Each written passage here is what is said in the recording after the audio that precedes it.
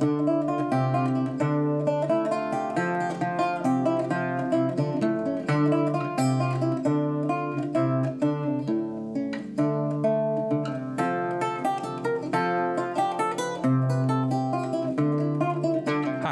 Peter Adamson, and you're listening to the History of Philosophy podcast, brought to you with the support of the Philosophy Department at King's College London and the LMU in Munich, online at historyofphilosophy.net. Today's episode, Not Matter, But Me, Michel de Montaigne. Montaigne is among the most quotable authors in the whole history of philosophy. When discussing him, there's a strong temptation simply to reel off a list of his most memorable and pithy remarks. And as the equally quotable Oscar Wilde said, I can resist anything except temptation. So here is a selection of my favorite Montaigne moments. It is fear that I am most afraid of. The true mirror of our discourse is the course of our lives. There is as much difference between us and ourselves as there is between us and other people. Virtue rejects ease as a companion. Reason is a two-handled pot. You can grab it from the right or the left. On any topic, I like starting with my conclusions. There are folk on whom fine clothes sit down and cry. I am rarely summoned, and I just as seldom volunteer. I do not judge opinions by their age. It is far easier to talk like Aristotle and to live like Caesar than to both talk and live like Socrates. And finally, the unimprovable, when I play with my cat, how do I know she is not passing time with me rather than I with her?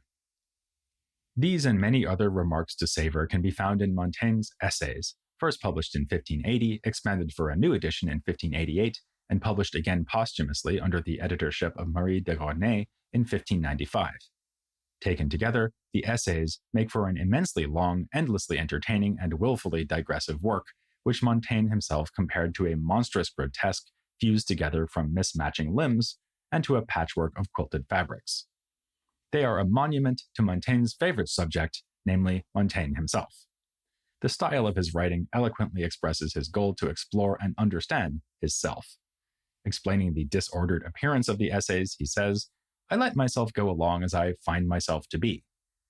To account for his habit of adding material and never subtracting it, he admits, I never correct my first thoughts by second ones. I want to show my humors as they develop, revealing each element as it is born. Not since Augustine's Confessions have we discussed such a sustained and intimate reflections on the working of an individual mind. Yet, Montaigne's method, such as it is, may be traceable not so much to the confessional mode of Augustine as to the inward turn proposed by Erasmus. Montaigne's essays are a natural, if not predictable, outcome of the brand of humanism initiated by Erasmus. Many of the quotable sayings that appear in Montaigne are, in fact, already being quoted from other sources. Like Bodin or Lipsius, Montaigne was evidently a great exponent of Erasmus's commonplace book method, whereby one reads widely and notes striking, illuminating, or simply interesting passages for later use. The essays are thus stuffed with anecdotes and sayings from his vast reading, mostly from classical antiquity. A useful saying or a pithy remark is always welcome wherever it is put, he says. If it is not good in context, it is good in itself. Inspired by classical authors who were themselves adept at using so-called exempla, like Plutarch, Montaigne likes the way that such material can lightly touch on themes that would need long discussion, if developed properly. The quotations, he says, often bear the seeds of a richer, bolder subject matter. At the same time, he's characteristically relaxed about whether his audience gets the same thing out of this material that Montaigne does. If my exempla do not fit, he instructs the reader, supply your own for me. Montaigne was predestined for humanism. At the age of 6, he was sent to the Collège de Guyenne, where he had teachers, including Nicolas de Grouchy, who placed emphasis on moral instruction. This, by the way, after being taught Latin from infancy in an immersive technique once recommended by Erasmus. As a result, Montaigne claimed, French remained a foreign language for him until later in childhood. Though Montaigne said that he never delved deeply into scholastic topics, biting my nails over the study of Aristotle, he was familiar enough with this tradition to reject it. For him, as for Erasmus, the schoolmen were preoccupied with trivial matters when they should be trying to learn how to live. We should imitate the ancient philosophers in this, since they were great in learning, greater still in activities. The schoolmen, and many humanist teachers too, took up bits of wisdom like birds carrying food in their beaks without swallowing. Their students might learn to quote Cicero and Plato, but not to ask, what have we got to say? What judgments do we make? What are we doing? Montaigne's approach was different. He was, he said, only seeking to become more wise, not more learned or more eloquent. Yet, I can't help feeling that if Erasmus had been able to read the essays, he would have said, "This isn't what I had in mind." Montaigne took the private spirituality of Erasmus and mostly dropped the spiritual part, focusing relentlessly on himself as an individual and reporting on everything from his struggles to be virtuous to his sex life, food preferences, and bathroom habits. This was very much by design. Montaigne made a point of dealing with both trivial and deep issues, since his goal is to develop his capacity for judgment and apply it to absolutely anything. He could, he said, write about even a fly. In another contrast to Erasmus, he was a humanist without being a philologist. Unlike his rough contemporaries, Scaliger or the younger Casaubon, Montaigne devoted his efforts to improving himself, not improving the text of ancient books. "I would rather be an expert on me than on Cicero," he said, or, contrasting this project to that of the scholastics, "I study myself more than any other subject. That is my metaphysics, that is my physics." It's been said that Montaigne brought the private self out of hiding, and for good reason. He was convinced that it would be worthwhile to record his own subjective perspective on the world, this despite the fact that that perspective was changing all the time. "My aim is to reveal my own self, which may well be different tomorrow." The point of this is not even, as we might expect, to discern universal verities by studying closely one particular person.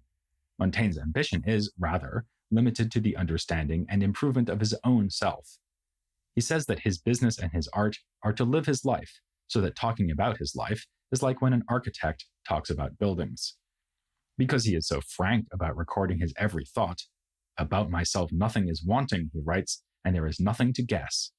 There is, in the end, no difference between himself and his book, the essays.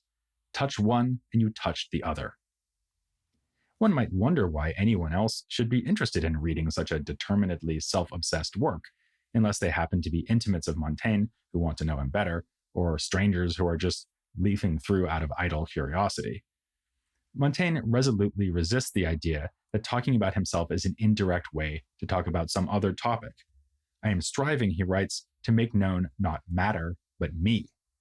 But he still thinks that people can read his essays with profit, even if he is modest enough to say that they are aimed at a middling group of readers, since the vulgar will find them incomprehensible and the outstanding readers will find them too easy. If I may follow Montaigne's example by telling you what I myself happen to think, it seems to me that Montaigne is modeling an approach to life, which readers can imitate by inspecting their own lives as intensely as he does. Each man, he says, is an excellent instruction unto himself, provided he has the capacity to spy on himself from close quarters.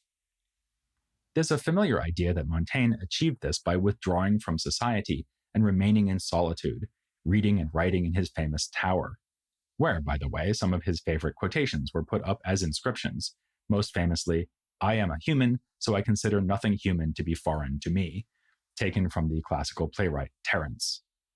This cliché is encouraged by Montaigne himself. In an essay on the topic of solitude, he recommends bringing the soul back to itself and making one's happiness depend on oneself and not on friends and family. If you can keep yourself company and in lonely places be a crowd all by yourself, then you will be self-sufficient and less subject to the winds of fortune, whose inconstancy and unpredictability is a running theme throughout the essays. In the terms of the standard humanist dilemma, whether to pursue an active life of civic engagement or a secluded one of scholarly contemplation, it sounds like Montaigne has decided for the latter, albeit that what he contemplates is nothing other than his own self. Yet the essays themselves also tell a different story, especially when we supplement this with more information about Montaigne's life. This is the story of a man who was engaged with the world outside his tower, capable of passionate friendship and quietly courageous political action. Some of the most fervent passages in the essays concern Montaigne's friendship with Etienne la Boite, whom we met as the young author of the daring political treatise On Voluntary Servitude. Montaigne, never afraid of exaggerating for effect, once called La Boite the greatest man of our century. Given his early death, this encomium may have been based more on La Boite's prodigious talents than his actual achievements, especially since Montaigne sought to downplay on voluntary servitude as a youthful excess. But that may have been a disingenuous remark intended to support his claim that there was never a better citizen than his young friend. A bit earlier in the essays, Montaigne illustrates Plutarch's aforementioned use of brevity and anecdote by referring with approval to La Boite's treatise. This work, he says, extracts the meaning only implied in Plutarch's remark that the inhabitants of Asia were slaves of one tyrant because they were incapable of pronouncing one syllable, no. So, Montaigne may have thought more highly of the message of this youthful work than he wanted to admit. At any rate, Montaigne was plunged into grief by the loss of La Boite. He describes their relationship as a perfect friendship, so perfect indeed that it was indivisible, meaning that it could leave room for no other similar relationship.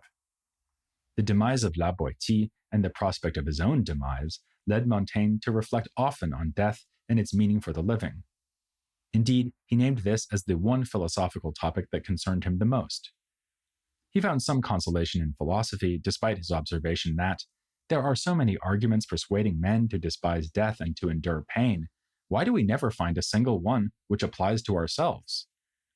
In more serious moods, he treats death as the ultimate proof of our convictions.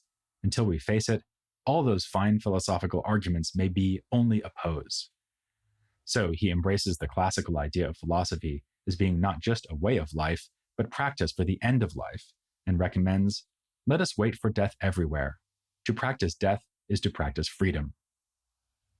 As for politics, Montaigne's efforts in this sphere are often ignored, but some hint is given by the fact that he first met La Boite while serving in the Bordeaux Parlement in the late 1550s. This was only one of many political appointments he held. He was a courtier under Charles IX, who knighted him in 1571, and he was one of the so-called politiques who worked to find a pragmatic peace between Protestants and Catholics.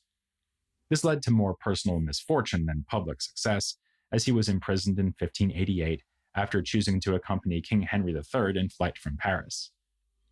Understandably, Montaigne had, at best, mixed feelings about his various practical entanglements.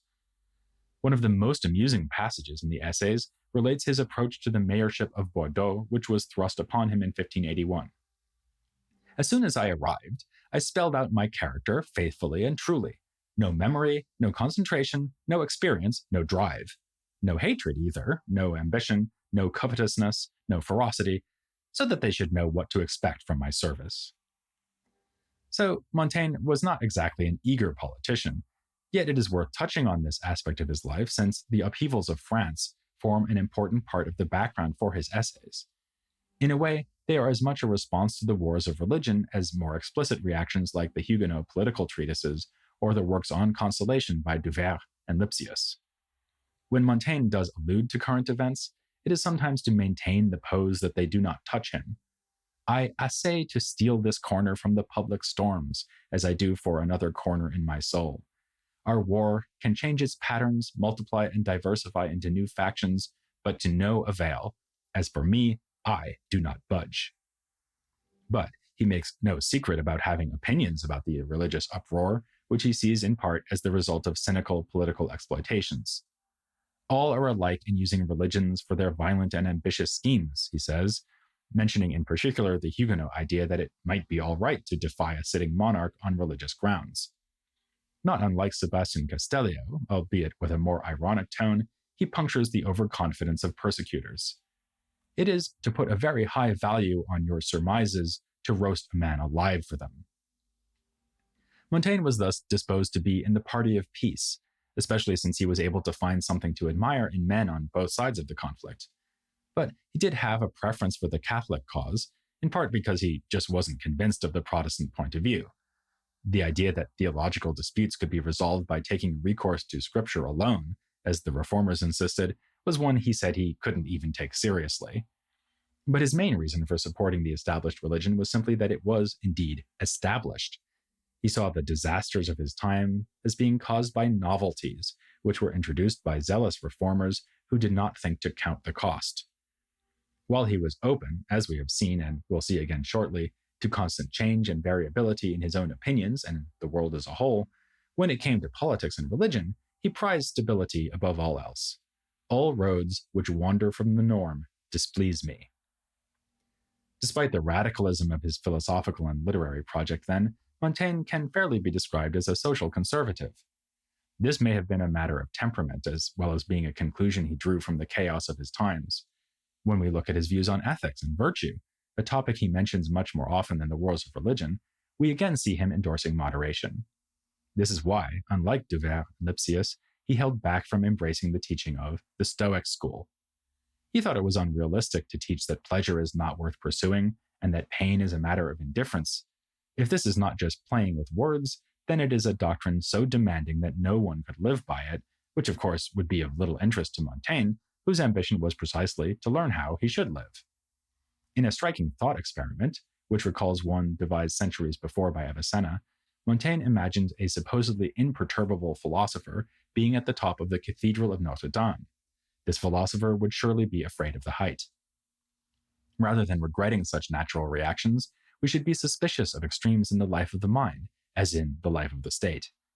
Taken in moderation, philosophy is pleasant and useful, but it can eventually lead to a man's becoming vicious and savage, contemptuous of religion and of the accepted laws, an enemy of our human pleasures. At the very end of the essays, he leaves us with the thought that the best arguments are those which are most human, most ours. Montaigne enjoyed a nice irony, so perhaps he appreciated the fact that this same difficulty arose with his preferred Hellenistic school, which was not Stoicism, but Skepticism.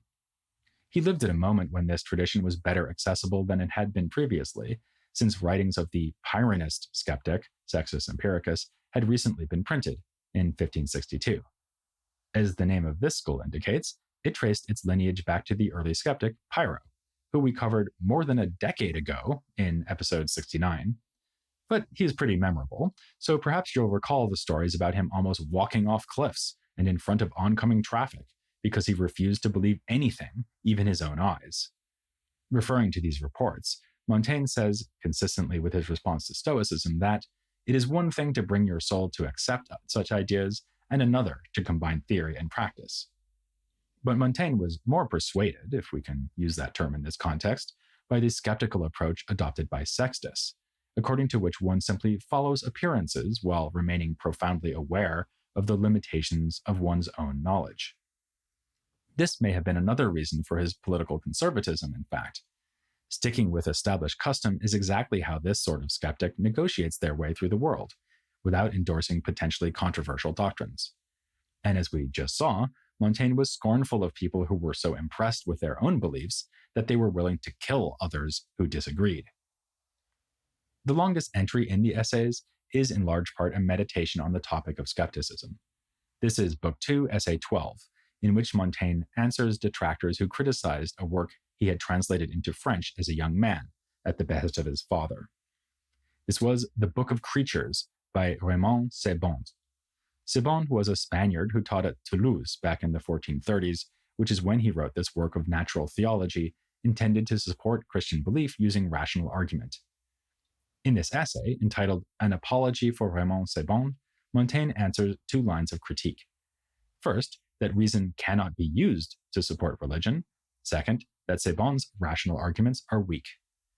To the first, Montaigne argues that rational theology is a perfectly respectable project, though he piously reminds us that faith is a gift that ultimately comes from God alone. More surprising, and in considerable tension with Sebond's original project, is Montaigne's answer to the second criticism. He admits that the arguments in the book may not be perfectly convincing, but that's hardly surprising because philosophical arguments are never perfectly convincing, especially when it comes to theology. Human reason goes astray everywhere, but especially when she concerns herself with matters divine. Realizing this, we should strive for a form of ignorance that is at least aware of itself, curing ourselves of pretensions to have more certainty than we do. This, says Montaigne, is doubt taken to its limits. It shakes its own foundations. This rather strange line of defense for Raymond Sebond and other remarks scattered throughout the essays have earned Montaigne a central place in the history of early modern skepticism. He constantly reminded himself to be modest about his knowledge, as with one of the inscriptions he put up in the famous tower, "What do I know?" In the next episode, we'll get into this aspect of the essays more fully, as we put Montaigne alongside two other important skeptics who worked in France in this period, Francisco Sanchez and Montaigne's friend Pierre Charon. As we'll see, they make a pretty convincing case that nothing is certain, apart of course from death, taxes, and the fact that you should not miss the next episode of The History of Philosophy without any gaps.